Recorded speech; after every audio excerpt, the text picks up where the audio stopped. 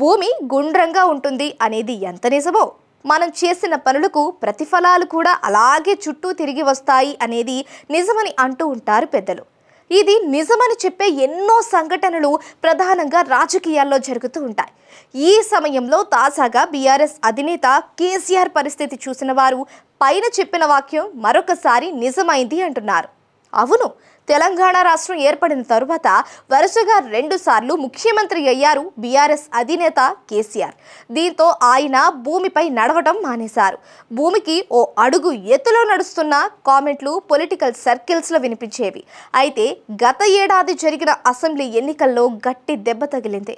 ఇక ఈ ఏడాది జరిగిన లోక్సభ ఎన్నికల సంగతి చెప్పనక్కర్లేదు.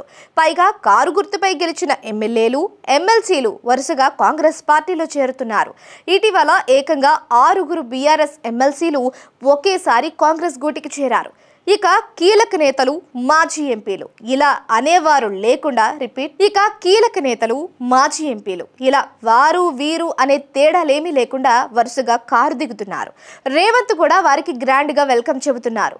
మరొక పక్క 2 రోజుల్లో ఇంకొక 6 ఎమ్మెల్యేలు బీఆర్ఎస్ ను వీడి కాంగ్రెస్ లో చేరే అవకాశం లేదు. అనంతరం మరొక 15 రోజుల్లో బీఆర్ఎస్ శాసనసభ పక్షాన్ని కాంగ్రెస్ లో విలీనం చేసుకుంటామని బీఆర్ఎస్ నుంచి కాంగ్రెస్ లో చేరిన మాజీ మంత్రి ఎమ్మెల్యే దానం నాగేందర్ బాంబు పేల్చారు.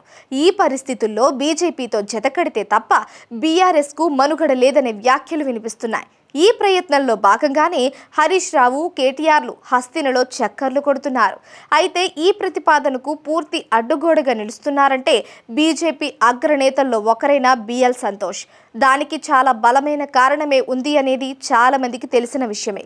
2వసారి అధికారంలోకి వచ్చిన తరువాత బిఎల్ సంతోష్ ని టచ్ చేశారు. ఇందులో భాగంగా ఆయన్ను అరెస్టు చేయడానికి శతవిధాలా ప్రయత్నించారు. అయితే సంతోష్ కోర్టుకు వెళ్లి అరెస్టు కాకుండా జాగ్రత్త పడ్డారు. అటు బీజేపీలోనూ ఇటు ఆర్ఎస్ఎస్ లోనూ బిఎల్ సంతోష్ కీలకమైన వ్యక్తి అనే సంగతి తెలిసిందే. అయితే తన ఎమ్మెల్యేలను కొనడంలో ఆయనదే ప్రధాన పాత్ర అని కేసీఆర్ నాడు బలంగా ఉన్నారు. అయితే మొదట్లో చెప్పుకున్నట్లు భూమి గుండ్రంగా ఉంది. ఇప్పుడు కేసీఆర్ పరిస్థితి దారుణంగా మారిపోయింది. ఈ సమయంలో బీజేపీతో కలిస్తే తప్ప బీఆర్ఎస్ కు మనుగడ లేదనే మాటలు వినిపిస్తున్నాయి. దీంతో బీజేపీతో దోస్తీకి ప్రయత్నాలు చేస్తున్నారనే కామెంట్లు కనిపిస్తోన్న నేపథ్యంలో సరిగ్గా బీజేపీకి బీఆర్ఎస్ కు మధ్య జిఎల్ అడ్డుగోడలు నిలబడ్డారని, ఈ పొత్తుకు ససేమిరా అంటున్నారని, పైగా దక్షిణాదిలో సంతోష్ ని కాదని బీజేపీ హైకమాండ్ ఏ నిర్ణయం తీసుకునే అవకాశం లేదనే టాక్ నడుస్తోంది. దీంతో గుండ్రంగా ఉందని, నాడు కేసీఆర్ చేసిన పనే నేడు ఆయనకు శాపంగా మారిందని అంటున్నారు పరిశీలకులు. మరి బీఆర్ఎస్ కోరికగా చెబుతున్న బీజేపీతో దోస్తీ నెరవేరుతుందా, లేక సంతోష్ పంతంగా చెబుతున్న విషయమే నెరవేరుతుందా అనేది చూడాలి.